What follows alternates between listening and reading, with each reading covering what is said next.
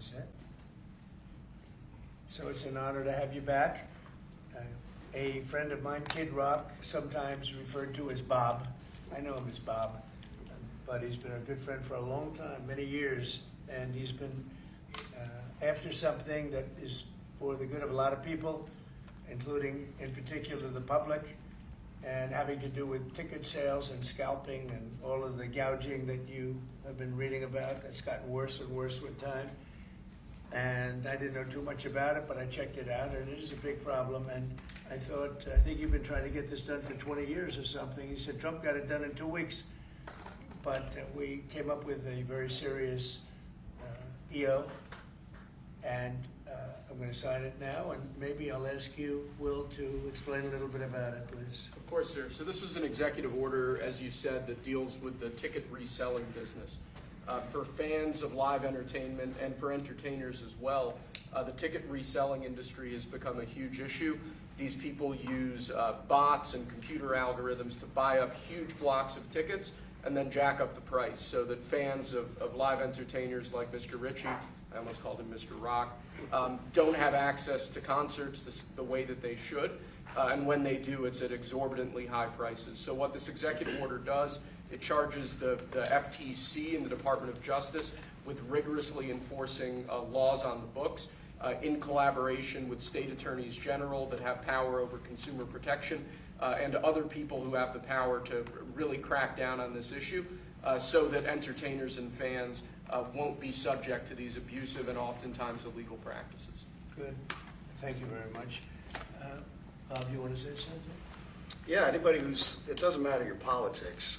First off, thank you, Mr. President, because this has happened at lightning speed. I know you put, I want to make sure Alina Habba gets her credit too, because I know she worked very hard on this, but thank you for making this happen so quick. Anyone who's bought a concert ticket in the last decade, maybe 20 years, no matter what your politics are, knows that it's a conundrum. You buy a ticket for $100, by the time you check out, it's $170. You don't know what you're getting charged for, but more importantly, these bots. You know, they come in to get all the good tickets to your favorite shows you want to go to, and then they're relisted immediately for sometimes a 400 or 500% markup.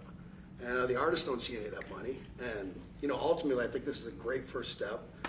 I would love down the road if there'd be some legislation that we could actually put a cap on the resale of tickets. And I'm a capitalist and a deregulation guy, but they've tried this in some places in Europe, and it seems to be the only thing that's us as artists be able to get the tickets into the hands of the fans at the prices we set. I'll be the first one to say, and I know the president doesn't like when I say this, but I'm a little overpaid right now. It's kind of ridiculous. I would rather be, you know, a hero to working class people and have them be able to come attend my shows and give them a fair ticket price. I can't control that right now, so hopefully this is a step to really be able to make that happen. I know a lot of artists and a lot of fans who love concerts and music are going to be very appreciative of you taking this. And I think Bob is more interested in the fans and the people that are having to pay crazy prices than he is the artist. Maybe the artist a little bit, but the fans a lot. I've spoken to him over the years about it, and it's been, it bothers him. It bothers a lot of other artists too. You see the artists, and they go out with a $100 ticket and it sells for $2,000 the following night. And they seem to be able to sweep up the best locations too, which is pretty amazing. So they've only enforced that Bots Act one time, I believe. Yeah. A couple years ago in New York City, I think we still got a couple $1 million fine. And that's the only time they've enforced that act. And who's the primary culprit? Who sells these tickets? It's the scalpers. It's these bots go in and they're automated, so you're in. But is there a company involved? You might know. No. Well, there's reselling markets. Yeah. I think I know, Peter. But that's all right. Don't get them involved. Maybe what company do you think? Maybe they're more innocent than we think. Well, if you think of it, like if Ticketmaster sells a ticket, if you buy a ticket and go to a show, you're in a lot of ways their worst customer. Because they make another 17 whatever percentage every time that ticket resells. So they don't want to enforce the Bots Act necessarily, because they're making more money off it. The artists don't see any of that money, but that's not what I'm advocating for, is for me to make more money. I want the fans to have fair ticket prices, be able to go and enjoy more shows. I know people that they decide on a family vacation or going to their favorite concert once a year rather than, you know, my parents used to go see multiple shows when you could afford them back in their day. And I'd like to take my ticket prices lower, but if I set my ticket prices low, these bots immediately eat them up and they resell for hundreds of dollars more, and I'm just making these bad actors rich. Well, I think this is a big step to getting it stopped. Do you have something, Brian? Yeah, I do actually. I actually feel that the consumer is going to take the money that they've saved and actually buy merch, which you guys have a big percentage of, or do concessions, which you guys split with the venue on that as well. So I think their We money don't goes share first. concessions a lot. No? No, those are, we try to, but they don't want to share it in the beer prices and parking or any of that stuff. But the bottom line is there's money for everyone to be made. There's plenty of money to go around. You know, no one's going to really lose here. You know, Ticketmaster, if we can get a cap, they're going to lose some money. But I've already talked to the CEO, Michael, and he's given me his word. He's on board for it. I was talking to Jacoby with Papa Roach earlier, and by the way, he's a big fan of what you're doing, President Trump, digging into this whole scalping and the bots. A lot of musicians, you can say that, they're with Kid Rock, sir. Good. On I this, think so. without a doubt. A lot of people are. President Trump, would you ever wear a jacket like that? I don't know. I was thinking about doing it for tomorrow. We have a big event coming up, and I was thinking about doing it, but I'm not sure. So you recently bought a Tesla for White House staff I did. to use, but now there's all these domestic terrorists targeting Teslas. Are the staff scared to drive it? I don't think so. I haven't heard. They weren't complaining. I did buy one, and I let the staff use it. We have it parked conveniently, and one day we give it to Margot, one day we give it to Chamberlain, give it to Natalie, we give it to everybody around. Give it to Dan Scavino, but he's got so much money it doesn't matter. But they love the car, and it's a great car, and it's made here. It's made in the country. He's got a tremendous plant now in Texas, and he has one in California. Does a lot of his work here, and he's been really unfairly treated, in my opinion. I drive one. And Yeah. there's this other story, I know it's hypothetical right now, but if you were allowed for some reason to run for a third term, is there a thought that the Democrats could try to run Barack Obama against you I'd love that. for his third term? Boy, I'd love that. That would be a good one. I'd like that. No, people are asking me to run, and there's a whole story about running for a third term. I don't know. I never looked into it. They do say there's a way you can do it, but I don't know about that. But I have not looked into it. I want to do a fantastic job. We have 4 years, just about, almost close to 4 years. Time is flying, but it's still close to 4 years, and we're getting a lot of credit for having done a great job in the first almost 100 days. And we have some big things we're going to be announcing over the next 2 days, and you know very well, Peter, and I think it's going to be something that's going to bring a lot of wealth back to our country, tremendous wealth back to our country, actually. And other countries are understanding it because they've been ripping us for 50 years, longer, but they've been ripping us off for years, right from the beginning. And I think this is going to be an amazing, I call it a lot of different names, but it's really, in a sense, it's a rebirth of a country, because how we could have afforded to do what we did, we helped everybody, and they don't help us. I really, the term I like best probably is the liberation of America. It's the liberation of this country, because it's incredible. Look, we have 36 trillion in debt for a reason, and that accumulates over a long period of time. So I think what you're going to be seeing over the next couple of days will be very inspiring to a lot of people. You know, they had a lot of auto plants being built in a certain country. I don't want to mention the country because we get along great with the country, but those plants aren't being built there anymore. They gave them up today and yesterday, day before, and they're building them all now in the United States. And we have many examples, not only auto plants, chip companies from Taiwan are coming in. The biggest, Mr. Wei, he's big. I said, you are a smart guy, aren't you? I've been reading about him over the years, but he controls a large portion of the chip business, as you know. You don't get smarter. They're going to be investing $200 or $300 billion. Apple's investing $500 billion. You know, they always built their places in China. Now he's building here.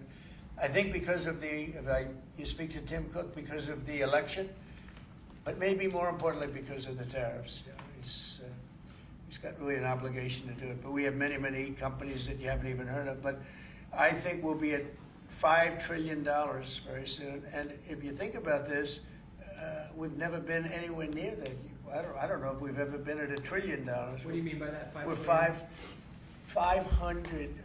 What do I mean by a trillion? 5 trillion. What are you referring to, sir? I think that we're going to be at $5 trillion of investment. I think you're going to have investments very shortly.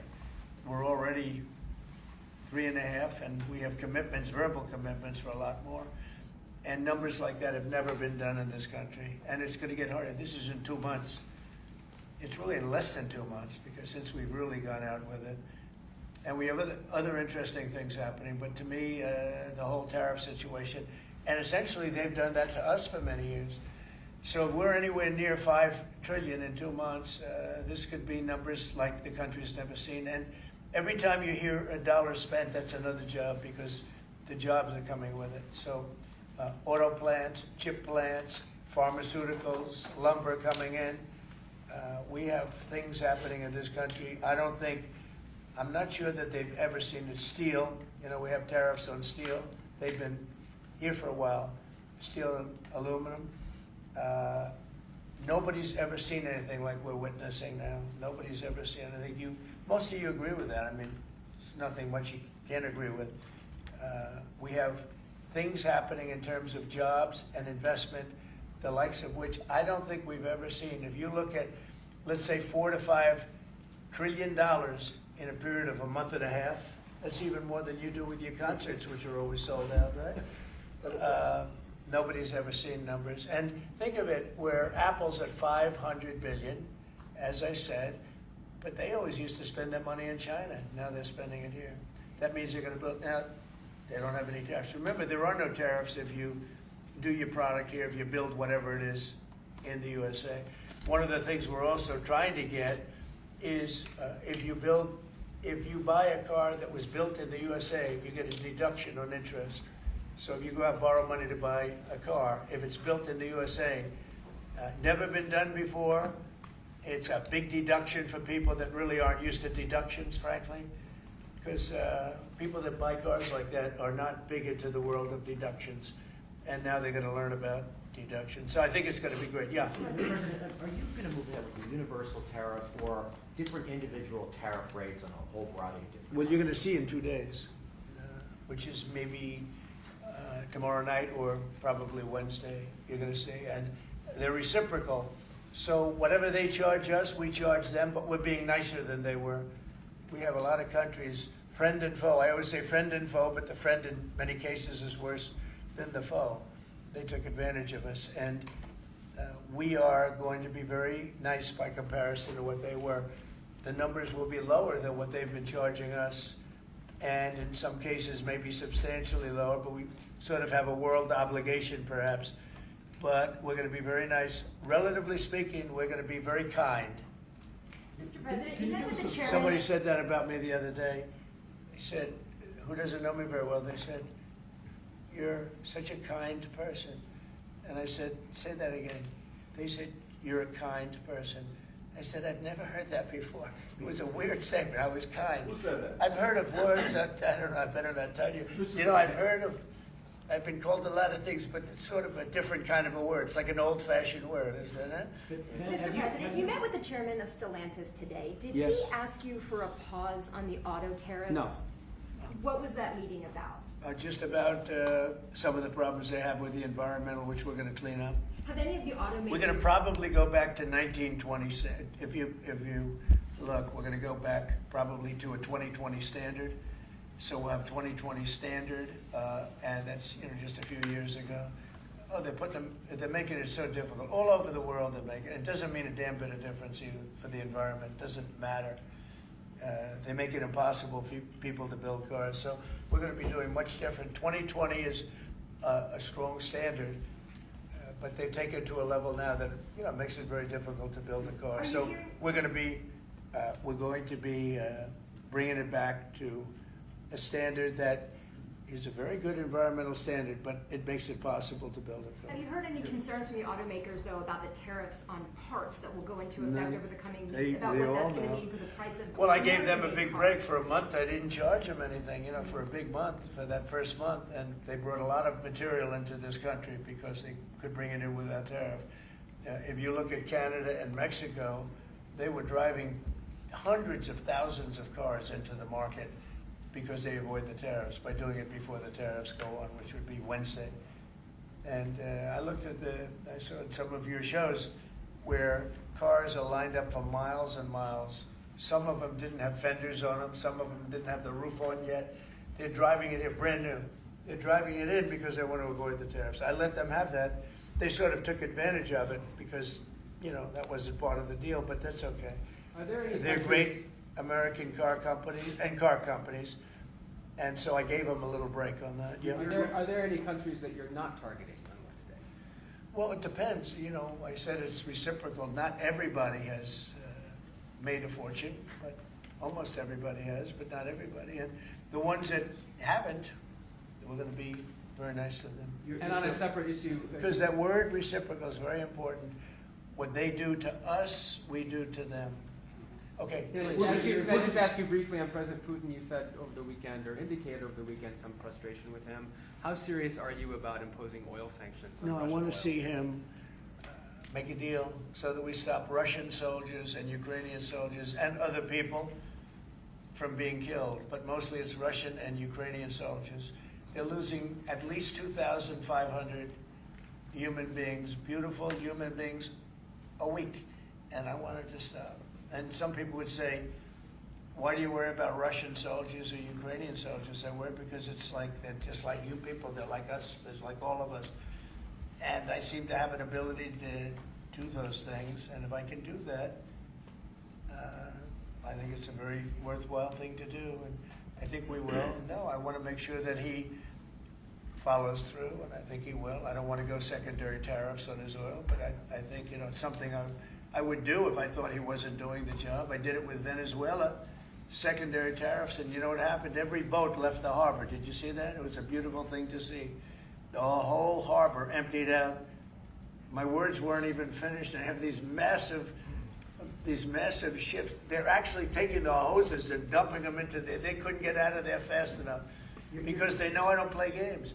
So I think he's going to live up to what he told me, and I think he's going to fulfill his part of the deal. Now, then you have Zelensky, and hopefully he's going to live up. I see he's trying to renegotiate the rare earth. We did something because, as you know, the Europeans get paid back the money that they gave, and we don't, because Biden is an incompetent president.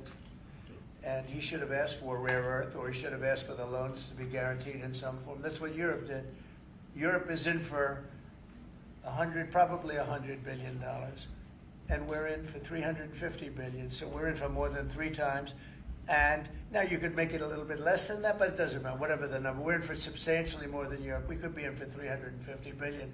They have no idea because Biden wasn't a good bookkeeper. Except what happens is. We made a deal for rare earth. It was all done. And I heard through you, I haven't spoken to them yet, but through you I heard that they're now saying, well, I'll only do that deal if we get into NATO or something to that effect. Well, that was never, number one, discussed. Number two, I think it's going to be long before Putin, they said you're not going into NATO. And it could be, that's probably the reason the war started, actually. We're hours away from a very special election. Wisconsin, Florida. I want to share your thoughts on Republican voters to not sleep on this. These are 2 very important races together. Well, it's a big race, Supreme Court race in Wisconsin. It's taking place essentially as it was early voting, so we'll see what happens. It's a big race. I love Wisconsin. We won Wisconsin. Republicans typically don't do very well in Wisconsin, but I did. I actually won it twice. I actually probably won it 3 times to be exact. We played their side. Not probably. I won it 3 times. We had a rigged election the second time, but that's one of those things. We had to make this one too big to rig. Would you agree with that, Brian? Yes, Too big sir. to rig? Yes, sir.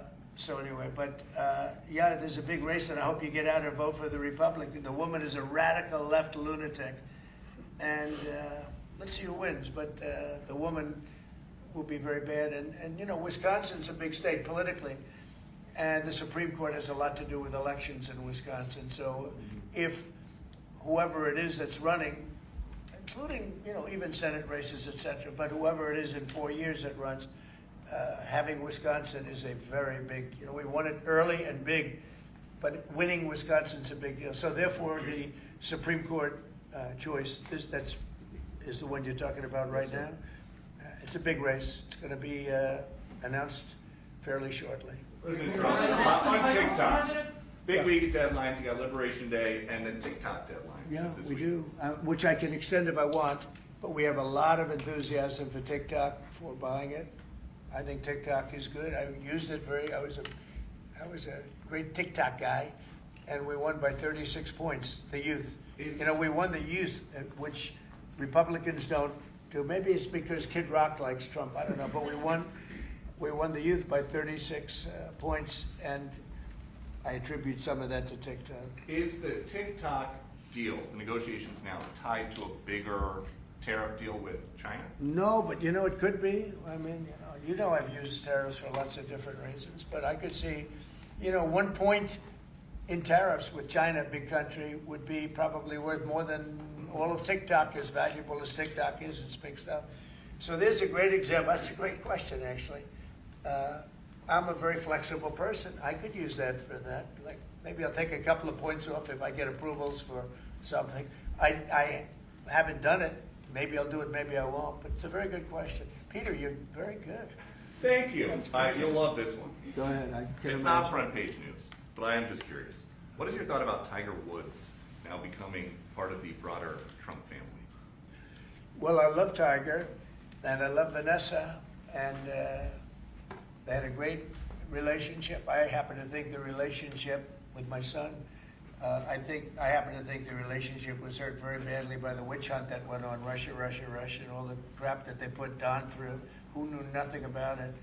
But Vanessa and Don had a very good relationship. They have incredible children, 5 incredible children, all good athletes, all great students. They're like great, and they broke up, quite a while ago, and which was to me very sad because I think they're both great. Don and Vanessa, and Tiger actually called me a few months ago, and I have a very special, very good relationship with Tiger. I played golf with him a couple of times over the last month, and he's a fantastic guy and a fantastic athlete. And he told me about it, and I said, Tiger, that's good, that's good.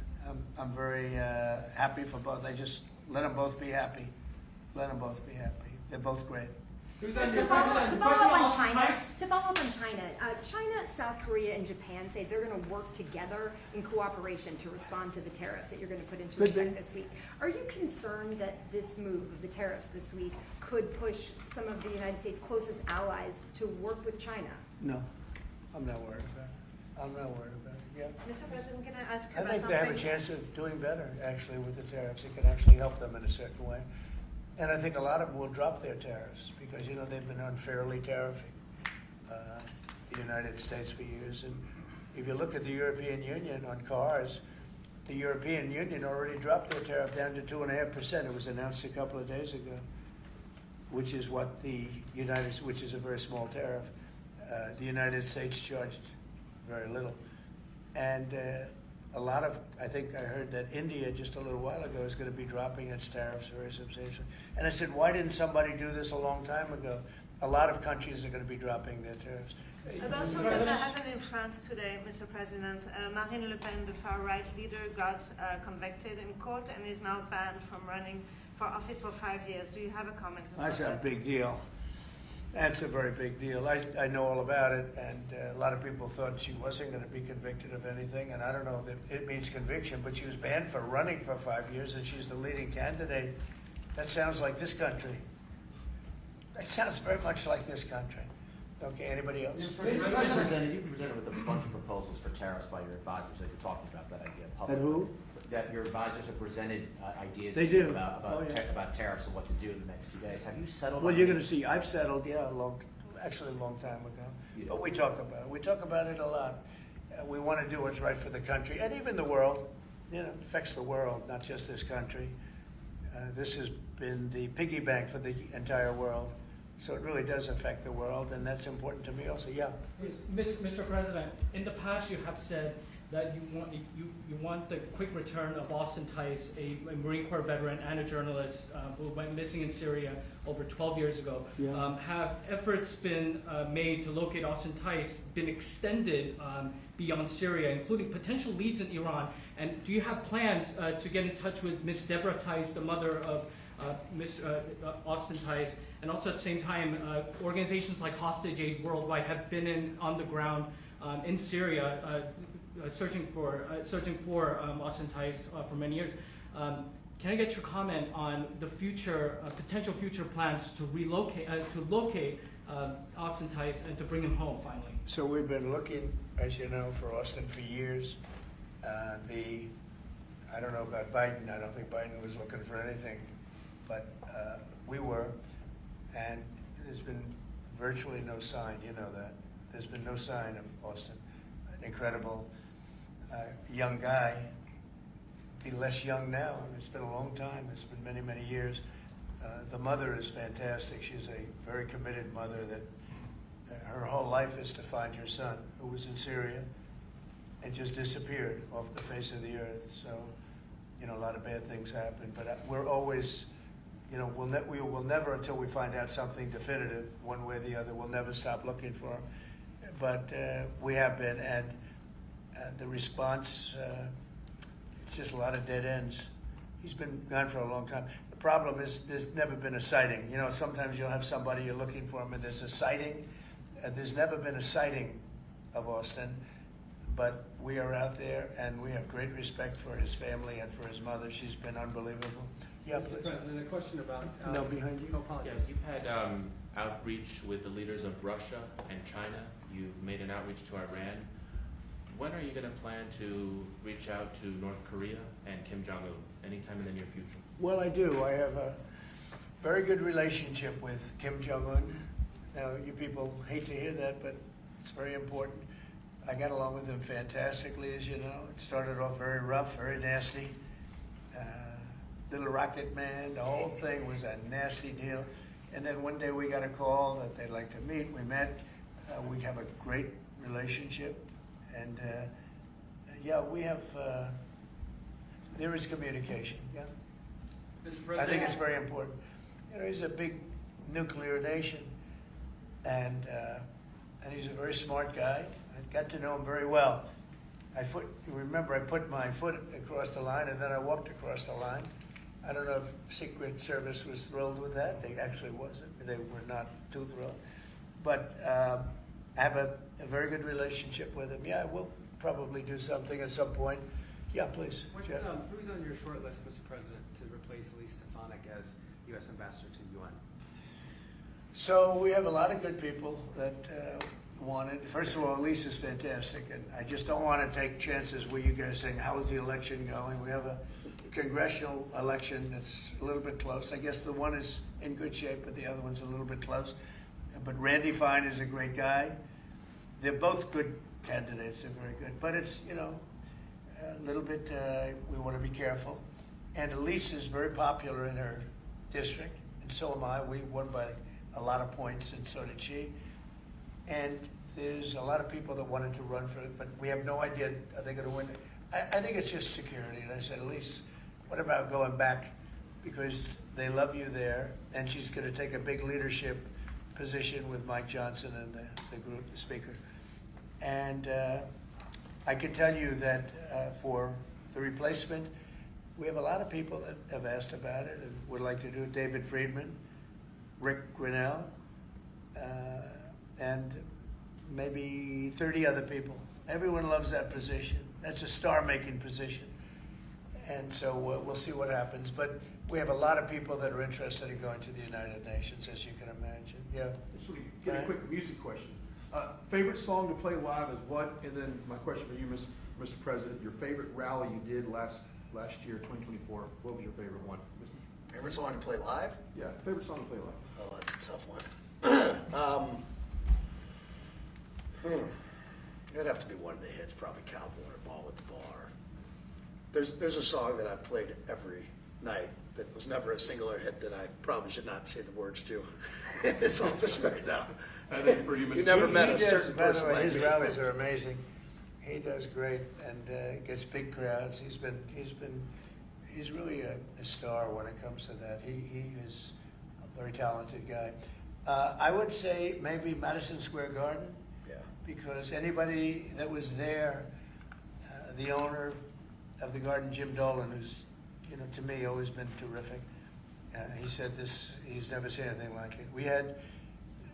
when you announce Madison Square Garden, you know, it's a big arena, but we sell out big arenas. We sold out in Milwaukee. We sold out at every big arena. We never had empty seats. It's amazing. They talk about Bernie Sanders gets 2,000 to 3,000 people. Everyone says, these crowds, I get 107,000 people in New Jersey. In Butler, PA, we had over 100,000 the second time. We had 55,000 the first time. We have big crowds. I would say Madison Square Garden because I grew up in New York and the Garden is great. Jim Dolan treated us well, but everybody said that because I think I could have filled it up 10 times. We had hundreds of thousands of people that were stacked all the way back to the Hudson River and on the other direction back to Fifth Avenue. Nobody's ever said, I don't mean with a line, I mean like 50 deep, this way. The streets were closed, the whole thing, it was crazy. And when you take that, you know, you want to do well at Madison Square Garden. You don't want to have empty seats. But we could have sold it out, Brian, 10 times, and everybody knew it. And I think we got a good indication that that's where the election was going. And we won every swing state, and we won by millions of votes. It was a great election, yeah. Mr. President, the U.S. military transferred 17 individuals to El Salvador overnight. Did you discuss with your team whether these deportations would run afoul of any recent court orders? No, I do want to thank, however, the president. He has been unbelievable, and you know, in relation to us. But I think that our people have done an incredible job. You know, I got elected on the basis of getting bad people out of our country that shouldn't be here, very dangerous people out of our country, and that's what I did. And then you have a judge that wants to take over, and I can't imagine it can be allowed. If it was up to him, they'd all be put back in our country. These are killers. These are drug lords. These are really bad people. But I want to thank the president of El Salvador because he's done an amazing job. You saw it. Yeah. Elon Musk's special government tenure is coming to an end, 130 days, I think another month. Yeah. Do you want him to stay longer, or is it time for him to go back to running his companies in Europe? Well, I think he's amazing, but I also think he's got a big company to run, and so at some point he's going to be going back. He wants to. Would you want to keep him around? But I'd keep him as long as I could keep him. He's a very talented guy. You know, I love very smart people. And he's very smart, and he's done a good job. You know, Doge is, we found numbers that nobody can even believe, like 400 billion, 500 billion. It could be close to $1 trillion by the time they end on different things. And he's led the charge, and you've seen a lot of his people. And these are people that joined up. I always say they're high IQ people. I like high IQ people. And they've done a great job. No, at some point, Elon's going to want to go back to his company. I will say he's got, despite the way he's been treated, so he's an American patriot, but the way he's been treated with Tesla is just terrible. It's just terrible. Once he goes In fact, back- you have a Tesla. And you love it. You love it. He was saying before he bought a Tesla, he loved it. A lot of people are buying Teslas, I think, and I hope they are. He should not be treated that way. He's done an incredible service to our But country. once he goes back, is Doge going to keep operating even without Elon here? Well, I can't tell you that. I can say this, that a lot of the people that are working with Doge are the secretaries, you know, the heads of the various agencies, and they've learned a lot, and they're dealing with the Doge people. I think some of them may try and keep the Doge people with them, but, you know, at a certain point, I think it will end. But they have also gotten a big education, and they're doing a really good job. There'll be a point at which the secretaries will be able to do this work and do it very, you know, as we say, with the scalpel. And that's what we want. Yeah, Jeff? Mr. President, have you had any updates on the U.S. soldiers missing in Lithuania? I have. Can you give us an update? So 3 are no longer with us, and 1 is unfortunately probably in the same category, but they haven't declared that yet. It was a very heavy truck, like a toy, but I mean really heavy. That lifted the heaviest equipment, and it would seem that the bank of a lake collapsed. You know, the weight is so big, and it was at night, and it was very cold weather, and ice, a lot of ice, and it's possibly slipped, and the weight is so enormous of this thing. It's a massively heavy vehicle, and if they slipped a little bit, that's probably what happened, and it flipped. And 3 are gone. and one is missing. On a separate topic, follow up on immigration. Did you see the video of the Tufts University student who was taken off the street by ICE agents last week in hoodies and masks? There's been a lot of criticism of that. Are you comfortable with how that was handled? Well, I haven't really looked at it in any detail, but I will. I mean, I have seen it quickly, but not, I wouldn't want to comment on it. Yeah, please. Yeah, Mr. President, would you be able to confirm recent reporting that you are making plans to go to Saudi Arabia next month? And if so, why is Saudi Arabia so important? So, I have a very good relationship with the Middle East. In fact, if you look at Michigan, I won the vote by a lot. People were a little surprised.